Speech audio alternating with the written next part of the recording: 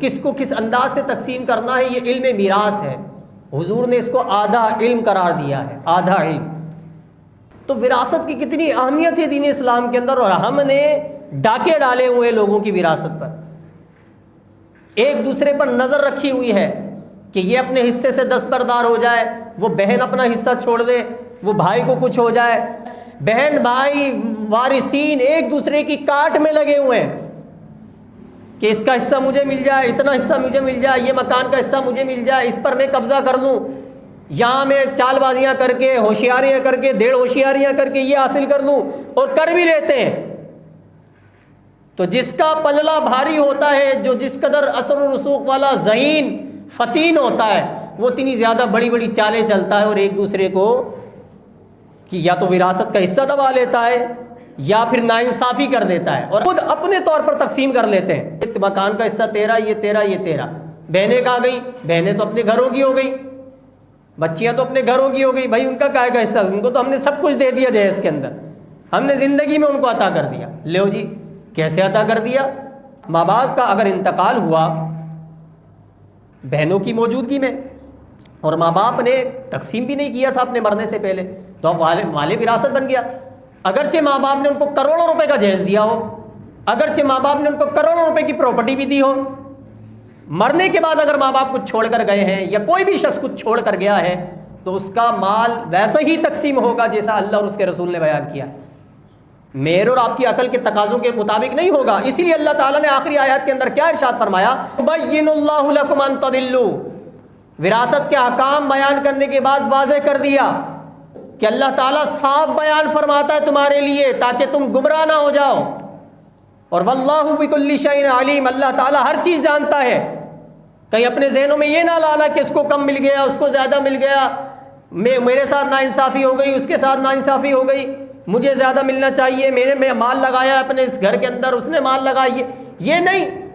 تو اس لیے واضح احکامات بیان فرمانے کے بعد کہا کہ کہیں گمراہ نہ ہو جائے، اللہ ہی زیادہ علم والا ہے، تم اپنے علم کے مطابق گفتگو نہ کرو، اپنے علم اور اپنی عقل کے مطابق، اپنی ایک پلاننگ کے مطابق تقسیم نہ کرو، بلکہ تقسیم ویسے کرو جیسا اللہ اور اس کا رسول چاہتا ہے۔ کیوں؟ کیونکہ وہی سب سے زیادہ علم رکھنے والا ہے۔ جو سب سے زیادہ علم رکھنے والا ہو تو سنی بھی پھر اسی کی جاتی ہے۔ جو جس معاملے میں زیادہ تجربہ رکھتا ہو، جو جس معاملے میں زیادہ علم رکھتا ہو،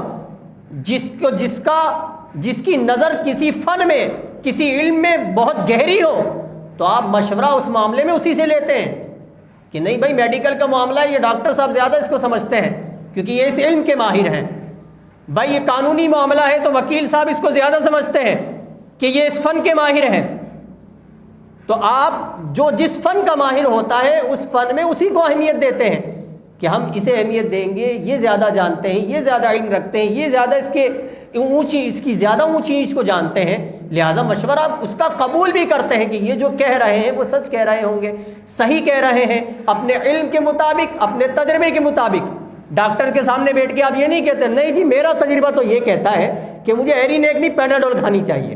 اب آپ بولیں گے بھائی تو خود جا کے گھر میں علاج کر لو، تمہارا تو تجربہ اور تمہارا علم تو مجھ سے زیادہ ہے، ہم نے تو پتہ نہیں زندگیاں کھپا دی پہ ڈاکٹریت کرتے کرتے۔ تو آپ جب ڈاکٹر کے سامنے بیٹھ کر بھی اپنا علم جھاڑیں گے اور اپنے تجربات اور اپنے مشاہدات بیان کریں گے کہ نہیں جی علاج ایسا ہونا چاہیے، تو بے وقوفی ہمیں کہا جائے گا، اور کیا کہا جائے گا۔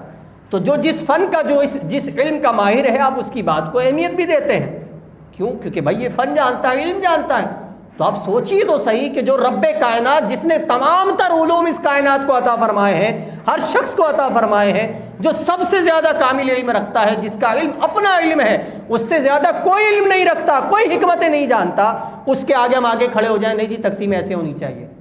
زبان قال سے نہیں کہتے، لیکن زبان حال سے یہی کہہ رہے ہوتے ہیں نہیں جی ہم تو ایسے تقسیم کریں گے۔ بھائی مولویوں کے فتووں پہ ہمیں نہیں دیکھنا، بھائی فتویٰ بھی نہیں لیتے، نہیں لیں گے۔ اب تک کے بہت سارے مشاہدات میرے اپنے ذاتی یہ رہے، فتویٰ بھی نہیں لیں گے۔ کیوں نہیں لیں گے یار؟ فتویٰ لے لیا تو پھر ہو سکتا ہے کہ سچ کچھ آ جائے، میں محروم ہو جاؤں یا وہ محروم ہو جائے۔ فتویٰ بھی نہیں لو، فتویٰ لے بھی لیا تو پھر ایک اور فتویٰ لیں گے، یار یہاں سے لیا وہاں سے لیتے ہیں، کیوں جی ہو سکتا ہے کوئی گنجائش نکل جائے، حالانکہ وہ فقہ حنفی کی روشنی میں کہیں گنجائش نہیں نکلے گی، الا یہ کہ آپ غلط بیانی کر کے کسی کو غلط فتویٰ حاصل کر لیں. غلط بیانی کر کے اگر فتویٰ حاصل کریں تو اس کا دار و مدار آپ کے اپنے اوپر ہے. دیکھیں گے کہ فتوے کے نتیجے میں مال کم مل رہا ہے تو پھر قانونی راستہ اختیار کریں گے. جہاں اپنا فائدہ نظر آئے وہاں کرنا ہے. فتوے میں جاؤ, قانونی طور پر تو قانونی میں جاؤ.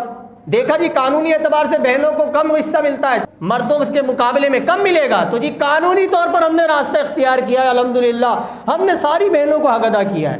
ہاں جی واہ ماشاء اللہ. تو وہی ساری بہنوں کا آپ نے حق ادا کیا تو فتویٰ لے کے کر لیتے.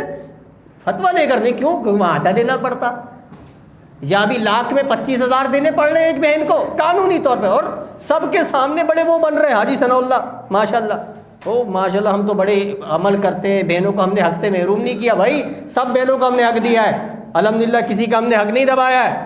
بھائی حق دبایا ہے آپ نے.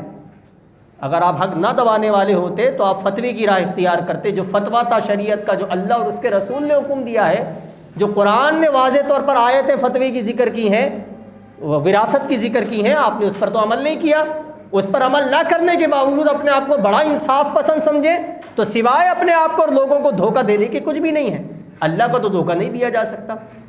تو خلاصہ کلام یہ ہے کہ جتنے بھی وراثت کے احکامات ہیں یہ اللہ تبارک و تعالیٰ نے واضح طور پر ذکر فرمایا, اس کے حبیب نے ذکر فرمائے, اور فتویٰ ہمیں لینا پڑتا ہے وراثت کے معاملے میں, کیونکہ اگر فتویٰ نہ لیں تو بعض پیچیدہ معاملات ایسے ہو جاتے ہیں کہ جہاں نہیں پتہ چل رہا ہوتا کہ کیا کیا جائے.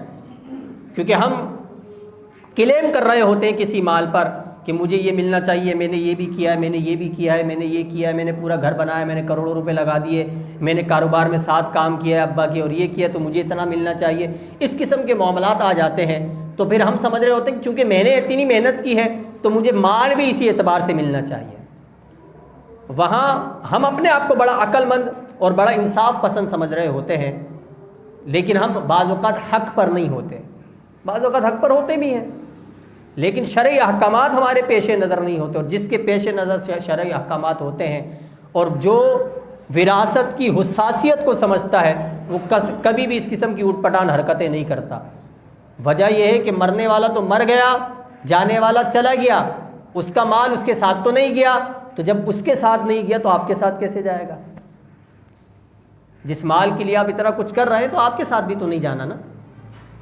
جب آپ اس مال کے لیے اتنے حق دبا رہے ہیں, اتنے لوگوں کی حق تلفیاں کر رہے ہیں کہ کب تک کھائیں گے؟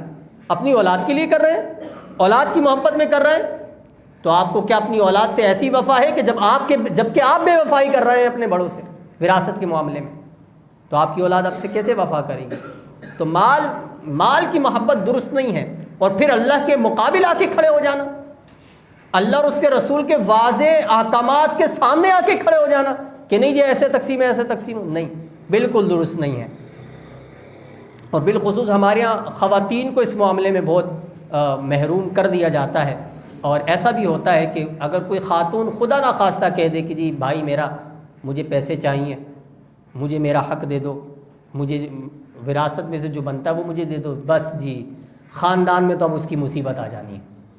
یہ بھائیوں کو پھلتا پھولتا نہیں دیکھنا چاہتی, یہ بھائیوں کے مال پہ نظر رکھی ہو. تمہارے باپ کا مال ہے بھائی کا نہیں ہے, تمہارا نہیں ہے. اس کا حق ہے بولنا, اس کا حق ہے بولنا, اس کا حق ہے لینا, بول سکتی ہے. وہ نہ لے, زندگی بھر وہ ڈیمانڈ نہ کرے, وہ الگ معاملہ ہے. لیکن ڈیمانڈ نہ کرنا اس بات کی دلیل نہیں ہے کہ اب اس کا حق نہ بنے, اس کا حق بھی نہیں بنے گا. اگر بالفرض کسی بہن کا انتقال بھی ہو گیا اور آپ نہیں دے پائے تھے ان کو مال وراثت, اس مکان میں سے حصہ نہیں دے پائے تھے, تو ان کے بچوں میں وہ منتقل ہوگا, انہیں دینا ہوگا. تو بہترین طریقہ, بارہا میں پہلے بھی عرض کر چکا ہوں کہ بہترین طریقہ یہ ہوتا ہے کہ جب آپ کا کسی کا انتقال ہو جائے تو جیسے ہی موقع پائے آپ کے اوپر جس کا حصہ بن رہا ہے آپ اس کو فارغ کر دیں, پیسے دے کر, قرضہ لے کر, بیسیاں ڈال کر, جیسے تیسے کر کے. اگر مکان ہے اس وقت, اگر ویلیو آپ کے مکان کی جتنی ویلیو ہے ابھی آپ کو 3 لاکھ 5 لاکھ دینے پڑیں گے, نہیں دیں گے تو پھر مستقبل میں آپ کو 10 لاکھ روپے دینے پڑیں گے. پھر زیادہ مشکل ہوگا یا ابھی زیادہ مشکل ہے؟ ہاتھوں ہاتھ تقسیم کرنا چند ماہ میں یا چند سالوں میں تقسیم کرنا مشکل ہے یا اس وقت تقسیم کرنا مشکل ہے؟ کیسے کریں گے؟ اور آپ اس دنیا سے چلے گئے تو کیا آپ یہ امید رکھتے ہیں کہ آپ کی اولاد تقسیم کرے گی؟ جب آپ نے اپنے باپ کا مال صحیح معنی میں تقسیم نہیں کیا, اس میں رہتے ہی رہے یا اس کو یوز کرتے رہے, تو وہ اپنے دادا کے مال کو کہاں سے تقسیم کریں گی؟ وہ تو اپنے باپ کا مال سمجھ رہی ہیں.